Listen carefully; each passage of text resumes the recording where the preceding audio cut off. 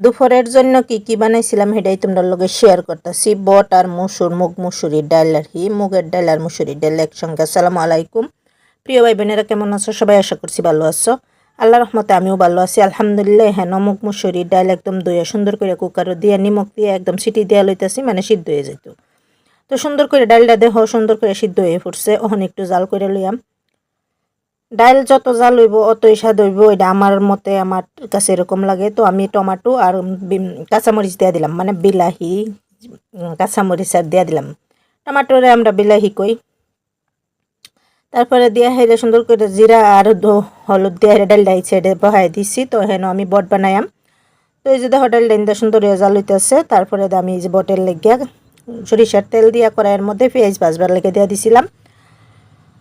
তো আদা রসুন বাটা দিয়ে দিলাম। আমি বটটা আগেই মানে সুন্দর করে দই সিদ্ধ করে লইছিলাম, একটু হলুদ দিয়ে হেরা সুন্দর করে সিদ্ধ করে রাখা আছিল, মানে এটা আমার আগে আসিল যে সেই বটটা আর কি বানানো হইতেছে। তো মরিচের গুঁড়া, হলুদের গুঁড়া, জিরা ধনিয়ার গুঁড়া দিয়ে স্বাদ মতো নিমখ দিয়ে একটু কষাই লইতেছি। এলাইচি দিয়ে দিলাম সুন্দর করে দিয়ে হেরে একটু কষাই লইতেছি, সুন্দর মতো কষাই লইলাম। তারপরে একটু পানি দিয়ে হেরে একটু কষাই লইতেছি।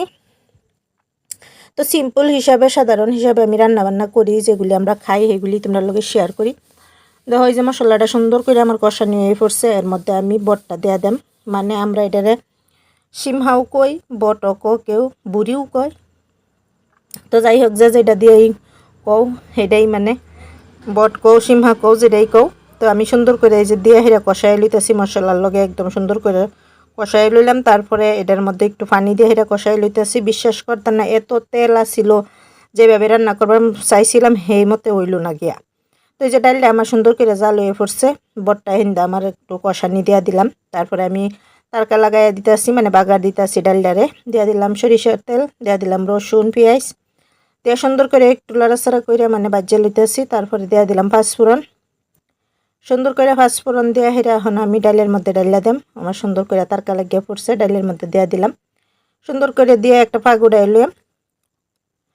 এই যে দেখো সুন্দর করে ডালটা হয়ে পড়ছে আমার, ওখানে এটারে নামায় সাইড করে রেখে দিম।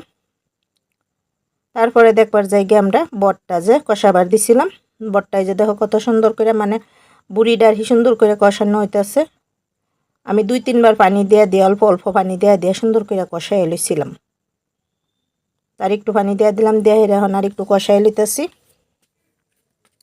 বট কিন্তু একটু মানে ডাট থাকে, কি কই এটারে, টাইট বস্তু তো, তো একটু কষাইলে আর কি বালা।